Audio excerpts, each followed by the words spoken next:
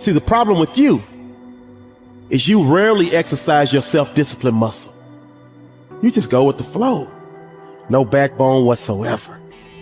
And that's perfectly fine until you start whining and complaining about your lack of success. That at some point along the way, we get confused and we misunderstand who we are. We start building this false sense of self around all the stories and all the labels and all the things. And we start living our life that way. And we get confused about how life works, how we interact with life. And we start living much smaller than we really are.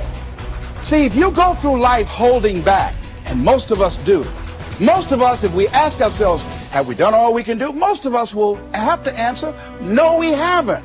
We've been holding back. We have ideas that we don't act on, things we want to do. We're afraid to take chances. You refuse to raise your standards. You refuse to push yourself. You refuse to give a little bit more, give a little bit extra. All that you have to do in order to start to pursue your dreams is take small actions every day that align your life in that direction. You have to be willing to be hungry enough to understand that if this is something that you are truly going after, then work has to be applied. You can't make excuses. You can't ask for a pass. And you got to understand that you got to pay a toll to cross the bridge. Whatever your answer is, you can do it right now, today, starting today, right? It's still possible. You can start doing that right now. It's empowering the present with the future. There is nothing stopping you from making it happen right now. You never ever have to feel that way if you start doing it right now. And you can do it right now. The thing about self-discipline is that it is necessary for everything you do in your life. You have to be self-disciplined. And once you understand that you can always make a different choice and get a different reaction, and that's the power in your life. That's the power that you have, is no matter what's going on, you can choose to think differently, believe differently, see differently. All of those things are a choice. If you have a why, you can survive almost any how. Once you begin to discover who you are, then you really realize how you have been given authority and dominion over everything on the face of the earth, including all the dimensions of your life. But you can only do that through the struggle of life. Get better, grow and learn and develop and live. Live in defiance of the weakness and in rebellion against the decay. Fight them as they creep in with their offers of instant gratification and immediate rewards. Fight them for every inch they try to take. Do not surrender any ground ever. When you commit to something, you require yourself to bring all of your disparate components moving in a single direction, united in a single direction. So it's a unifying act. And then once having been unified, well, then you can bring that unity to bear on a variety of different tasks. But you have to bring it together first. So, and that makes sense developmentally. You see children start out as a disparate bundle of motivations and emotions sort of warring with one another. And then they can integrate that into single games that they can play with themselves. And then they integrate that with games they start to play with other people. And all of that is integration. It's not subjugation, it's not repression. Not if it's a good game, it's integration. You want to get integrated because then you have all the horses that are pulling your chariot pulling in the same direction. And you're much more likely to get to where you want to go then, and also much more likely to specify a good place to go. So that's that's something else conservatives have to teach young people, which is, well, get yourself disciplined. Well, why? Well, not so you're a slave, but so that you could be a master. To use a terminology that you're not supposed to use anymore. But, this is in relationship to yourself, not to others. So, yeah, and to begin with, you have to accept an external master because you just don't have the wisdom to do that for yourself, or the ability or the opportunity often. Everybody knows this. They feel bad when they decide they're going to get themselves in good shape and go to the gym, and lasts like 3 attempts, yeah. And then no one's happy about the fact that they quit. And they berate themselves for it. And we know that we need to go through a disciplinary process. We need to subjugate ourselves to a disciplinary process. That's part of the problem with the constant harping about the, oppressive patriarchy. But you need a disciplinary process. So, well, that's just oppression and slavery. It's like, no, it's not. No more than a game is. Not a good game. A good game isn't oppression and slavery. A lot of people, like I was talking about, taking the path of least resistance. I believe in life you must earn the right to be called a man. And a lot of people do not think the way I do, and that's fine. I'm not asking to be David Goggins. Trust me, it's a hard road to hoe. It's not fun. Like it. It's not fun all the time. But the thing about it is, you have to look, I looked at my hardships as challenges. Once I got over the pity party, because I went through that phase. Of course. I'm a normal human being. But I realized that got me exactly where I was at, even worse.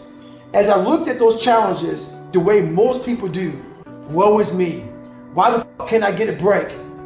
Why? I wish I was better. I wish my parents were better. I wish I had a better education. I wish this, I wish that. They have all these wish sandwiches. I started realizing, how can I figure out how it can work for me? So the one thing we don't do is when we're in that dark place is a great learning environment. If you can sit back in a dark place and find quiet to just think, there's so much power in your failures, in your suffering. Because why? You're still alive. You're still here. So you gotta look at that shit. My God, man, this is power, man. Like, now I gotta flip this. How many men would be able to do what I'm about to do, what I'm about to try to do? Like, literally, what gave me strength was when I was at the worst of my worst. How many men would even fucking say they want to try to be a Navy SEAL? I'm at the worst spot of my life. Like, I can't even walk down the street, let alone run down the street. And I'm gonna now call a recruiter up and try to be a SEAL. There's a lot of power in that. But people don't see it that way. They see, man, that's stupid. I had this voice in the back of my head that I kept on running from. I was afraid of water. I was afraid of dealing with things that made me feel unaccepted. I didn't accept myself. So I kept on going towards things that I felt good. Let me go this way. But something kept on saying, fuck you, you have it, man. You got it, man, but you're gonna have to fail a lot. But you have it. And like I said, that voice kept on haunting me, but that voice kept on saying, if you face it, you realize it's not that bad. Persistence is self-discipline in action. Your ability to persist in the face of all setbacks and temporary failures is essential to success in life. Napoleon Hill said, persistence is to the character of man as carbon is to steel. The primary reason for success is persistence, and likewise the primary reason for failure is lack of persistence, quitting too soon.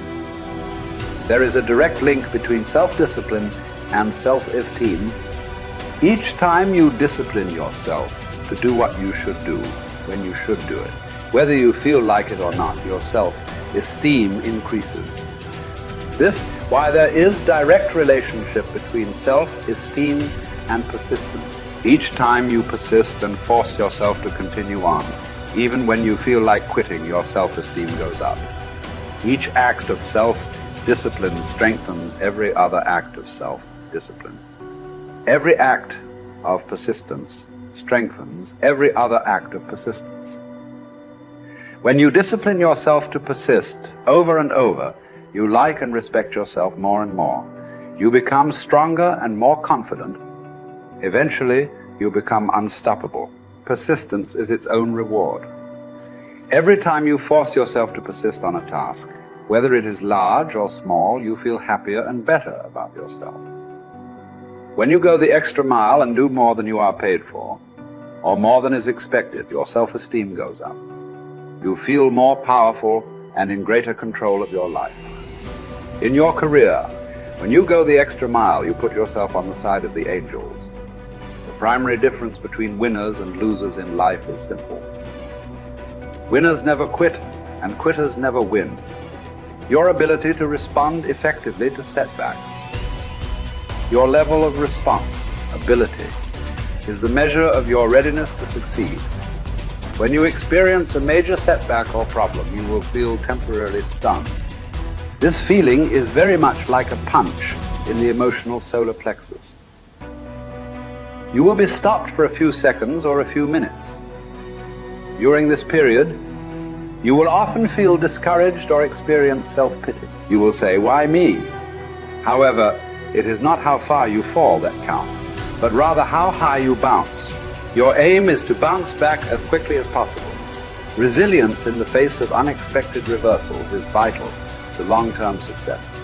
Remember the warrior's creed: I will lay me down to bleed a while and then rise and fight again. Don't be surprised, shocked, or set back when things go wrong. Your best laid plans will often fall apart. Instead, expect disappointments and setbacks as a part of life. Take a deep breath, pick up the pieces, and continue onward